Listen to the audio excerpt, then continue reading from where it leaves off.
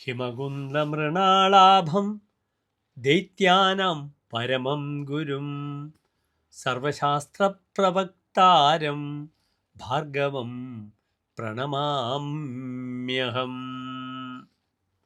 ഞാൻ അസുരാചാര്യനായ ഭാർഗവനെ, ശുക്രനെ, ഭൃഗോഹോ അപത്യം പുമാൻ ഭാർഗവ, ഭൃഗുപുത്രനായ ഭാർഗവനെ, ശുക്രനെ ഞാൻ നമസ്കരിക്കുന്നു. നവഗ്രഹ സ്തോത്രത്തിൽ ശുക്രൻ്റെ പ്രാർത്ഥനാ ശ്ലോകമാകുന്നു ഇത്.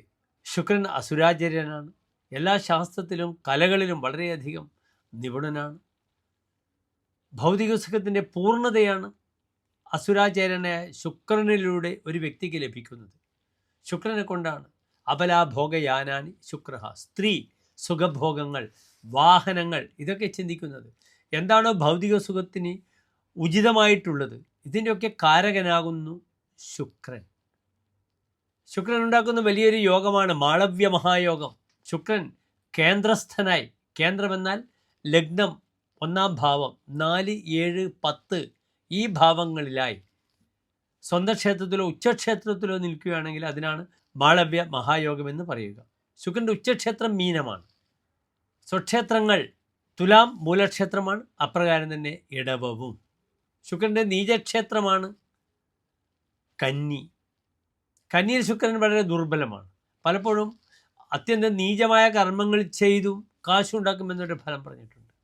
ശുക്രനും ചൊവ്വയുമൊക്കെ ഒന്നിച്ച് കന്നിരാശിയിലൊക്കെ നിൽക്കുകയാണെങ്കിൽ ചിലപ്പോൾ സ്ത്രീകളെ വെച്ച് വ്യഭിചാരശാലകളൊക്കെ നടത്തി കാശുണ്ടാക്കുന്നവരെ നമുക്ക് കാണാം.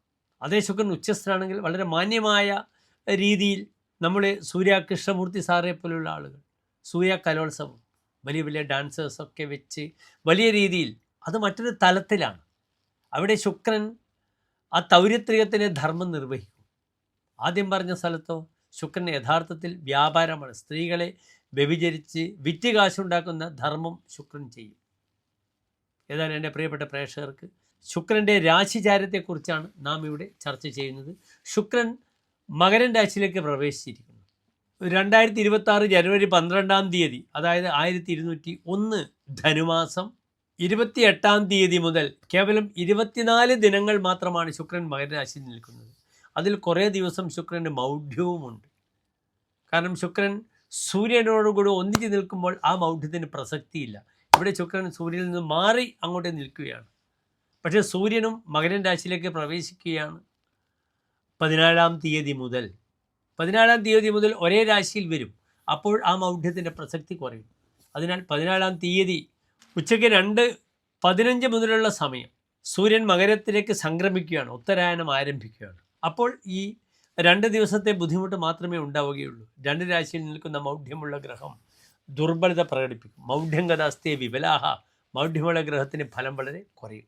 ഏതായാലും പ്രിയപ്പെട്ട പ്രേക്ഷകർ ശ്രദ്ധിക്കുക, നാം ഇവിടെ ചർച്ച ചെയ്യുന്നു മേടം മുതൽ മീനം വരെയുള്ള 12 രാശിക്കാരുടെയും ശുക്രൻ്റെ ഈ രാശിചാരത്തിലുള്ള സ്വഭാവങ്ങൾ എപ്രകാരം ഒരു വ്യക്തിക്ക് ശുഭാശുഭ യോഗങ്ങളെ, ശുഭാനുകൂല്യങ്ങളെ അഥവാ പ്രാതികൂല്യങ്ങൾ എപ്രകാരം സംഭവിക്കും, എപ്രകാരം ശുക്രൻ ചെയ്യുമെന്നാണ് നാം ചിന്തിക്കുന്നത്.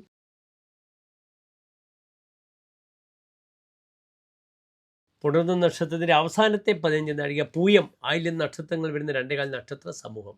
ഇവിടെ ശുക്രൻ 2 ഭാവങ്ങളുടെ അധിപനാണ്. കർക്കിടക രാശിക്കാരെ സംബന്ധിച്ചോളം ശുക്രൻ അവരുടെ ലാഭാധിപനാണ്. മറ്റൊന്ന് ശുക്രൻ അവരെ സംബന്ധിച്ചോളം അവരുടെ 4-ാം ഭാവാധിപനാണ്. ഇവിടെ വളരെയധികം നന്മകൾ ഭൂമി വിഷയത്തിൽ ഉണ്ടാകാം. ഭൂമി വാങ്ങാം, ഭൂമി കൊടുക്കാം, ഭൂമി വിൽക്കാം, ഭൂമി സമ്പാദിക്കാം. ഗൃഹനിർമ്മാണവുമായി ബന്ധപ്പെടുന്ന പ്രവർത്തനങ്ങൾ ഈ മകരമാസം ആരംഭിക്കാം. പലപ്പോഴും ലോണ് സെറ്റായി വരും. അപ്രകാരം തന്നെ തനിക്ക് വിദേശത്തേക്ക് വിസ വരിക, അല്ലെങ്കിൽ വിദേശത്തുള്ള സുഹൃത്ത് വന്ന് തന്നെ സഹായിക്കുക, അങ്ങനെ ധാരാളം ലാഭങ്ങൾ ശുക്രൻ പ്രദാനം ചെയ്യും. നിൽക്കുന്ന ശുക്രൻ പ്രിയ കലഹ അസ്തകതയെ സുരദേപ്സോ, ഭാര്യയുമായിട്ട് കലഹിക്കുന്ന സമയമാണ്, ശ്രദ്ധിക്കണം. അനാവശ്യമായി ചില വലിയ സ്ത്രീ സൗഹൃദങ്ങൾ വരും. സുരദേപ്സു, സുരതത്തിൽ താല്പര്യം വരും. അപ്പോൾ ചില കാണുന്ന സ്ത്രീകളെയൊക്കെ തന്നെ പെട്ടെന്ന് ഇഷ്ടപ്പെടുക, അവരുടെ കുലമോ മഹിമയോ അവരുടെ സ്വഭാവശുദ്ധിയോ അറിയാതെ അവരുമായി സൗഹാർദ്ദത്തിൽ ഏർപ്പെടുക, പിന്നെയാണ് എല്ലാം അറിയുക. അങ്ങനെ പ്രിയ കലഹ, തൻ്റെ ഭാര്യയുമായിട്ട് കലഹമുണ്ടാകും. അതിനാൽ സ്ത്രീ വിഷയത്തിൽ ജാഗ്രത പാലിക്കുക. ഇവിടെ ദേവാലയത്തിൽ ദേവന് ധാരാളം സമ്പത്ത് വരുന്ന സമയമാണ്. ദേവന് ജനങ്ങൾ ആഭരണങ്ങൾ, അലങ്കാരങ്ങളായി സമർപ്പിക്കും. തിരുപ്പതിയിലൊക്കെ കാണും പല കള്ളന്മാരൊക്കെ അവരുടെ പാർട്ട്ണറാണ് അവിടെ വെങ്കിടാചലപതി. അവരെന്ത് ചെയ്യും? വലിയ വലിയ മോഷണങ്ങളൊക്കെ നടത്തി തൻ്റെ കാശിൻ്റെ പകുതി അവിടെ ഭഗവാനെ സമർപ്പിക്കും. അങ്ങനെ ധാരാളം ലാഭങ്ങൾ ഉണ്ടാകാം. ഭൗതിക സുഖത്തിന് നല്ലതാണ്.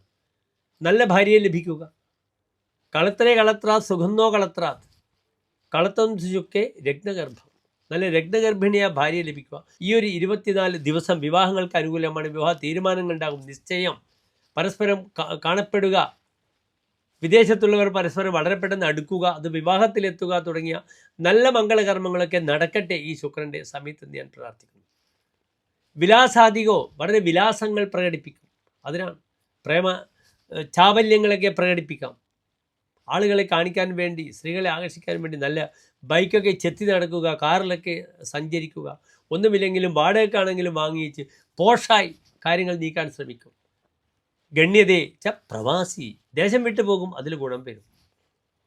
പ്രയാസാൽപക കേന മുഹ്യന്തി തസ്മാത്, ഇവനിൽ ആരും ഭ്രമിക്കുമെന്നാണ് പറയുന്നത്.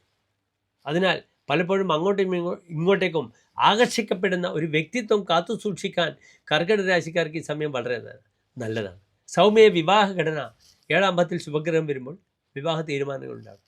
നഷ്ടാർത്ഥ ലാഭ, തനിക്ക് നഷ്ടപ്പെട്ടെന്ന് കരുതിയ കാശ് തിരിച്ചു കിട്ടും. സുദൃങ് ഭോഗാവാപ്തി, നല്ല സുന്ദരിയുമായി ബന്ധപ്പെടുന്ന സ്ത്രീ അല്ലെങ്കിൽ പുരുഷൻ്റെ ഭോഗസുഖങ്ങൾ ലഭിക്കും. വിദേശയാദവ് സുഹൃത്ത് അയാനാധികം സ്യാത് ഫലം, വിദേശത്തുള്ള സുഹൃത്ത് വരും. അതിനാൽ വിവാഹ തീരുമാനങ്ങളൊക്കെ എടുക്കുവാൻ ഈ 24 ദിവസം വളരെ നല്ലതാണ്. അതിനായി യത്നിക്കുക പ്രിയപ്പെട്ട പ്രേക്ഷകർ. നന്ദി, നമസ്തേ.